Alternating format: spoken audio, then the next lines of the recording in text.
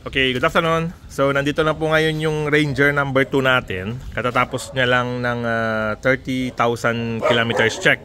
So, actually, napasobra po namin ng 1,000 dahil ito po ang challenge kapag yung mga sasakyan nasa bundok. So, yung time na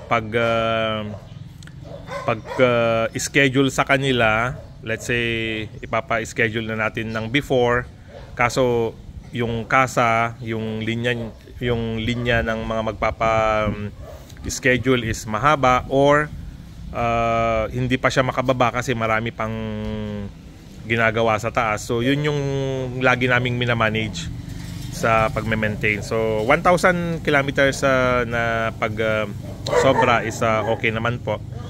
Kasi ang ginawa natin dito is dati every 5,000 ang change oil na nilagay natin. Kaso nag-change na tayo sa fully synthetic, so 10,000 kilometers na. Pero actually sa 10,000 kilometers na yun, pag titignan nyo sa feature nito na meron kasi itong pag-check ng parang engine oil life feature. So may nade-detect nito yung sa system niya. Nasa mga 50% po, ganon.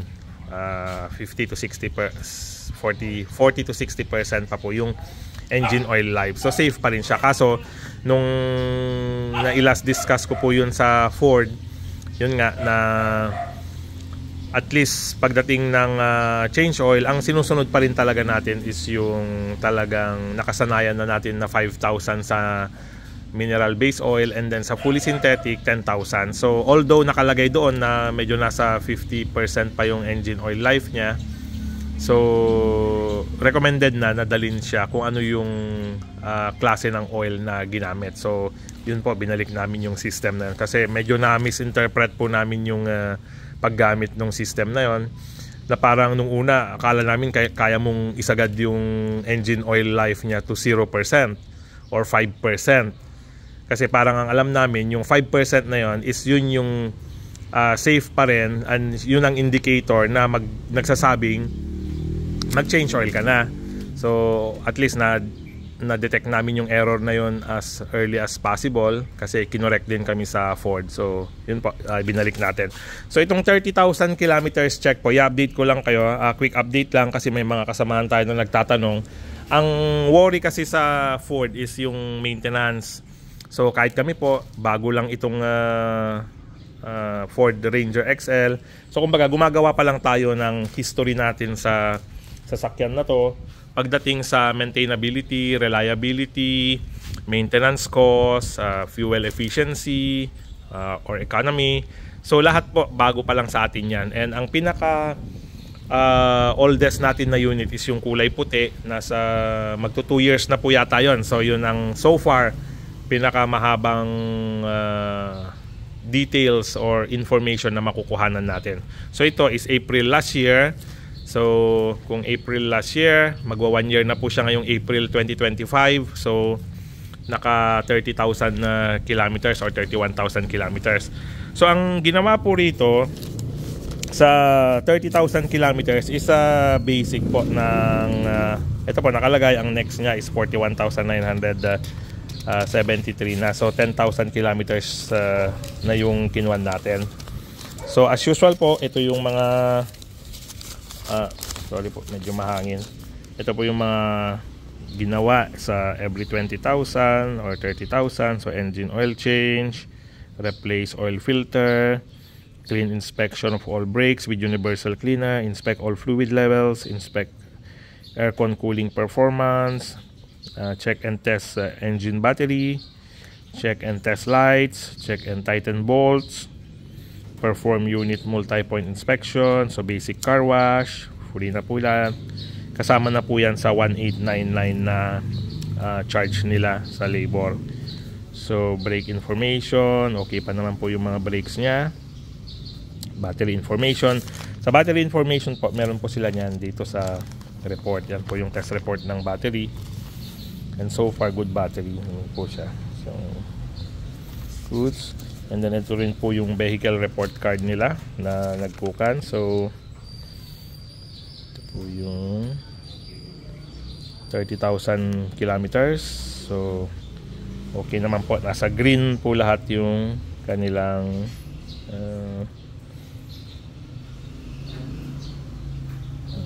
findings. No open brakes. Okay, steering. So far so good naman po. So ito po lahat, including lahat na po sa oil. Ang binayaran lang po natin is 8,892. Okay, so clean up brake parts cleaner 365. Engine oil is 600 per liter.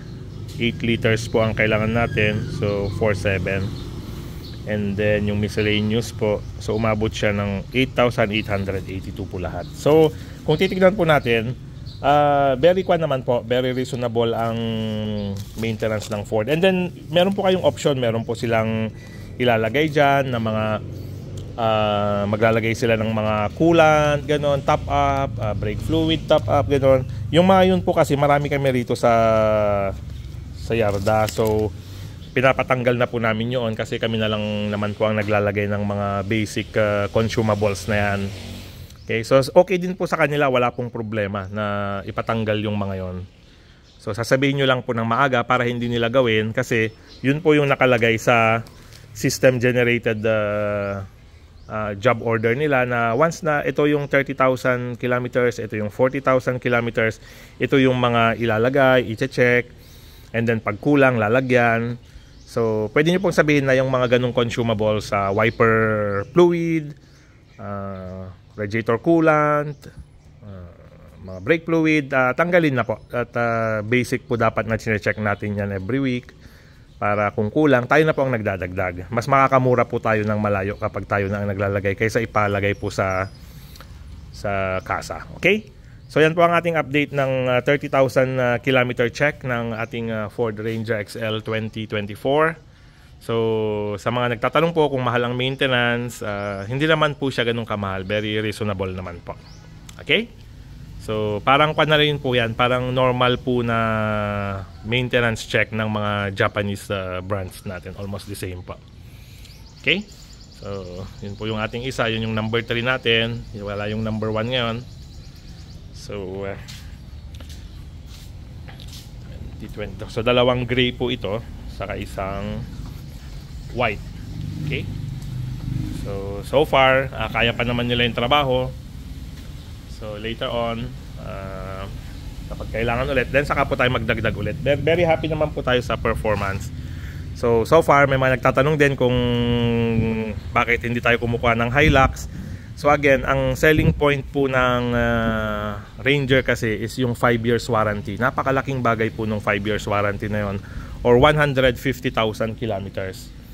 So kung 10,000 kilometers per year tayo, yung 150,000 na warranty, yung 50,000 na po yun is parang equivalent to 5 years po yun pag average of 10,000 per year tayo.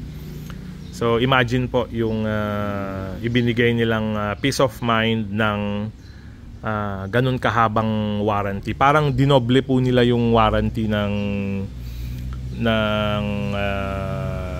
mga Japanese brands. So yun po yung isang selling point kung bakit nag-focus tayo sa Ford. Pero kung one day siguro po sabayan ng mga Japanese brands na mag 5 years na rin, then we might consider po na magkuha ng Japanese brand, which is normally ang nasa isip na natin is Hilux. Actually po ang initial plan is Hilux. Kaya lang biglang lumabas po itong XL. Actually nasa decision point na po tayo noon na Hilux na ang kukunin, then biglang lumabas yung Ranger.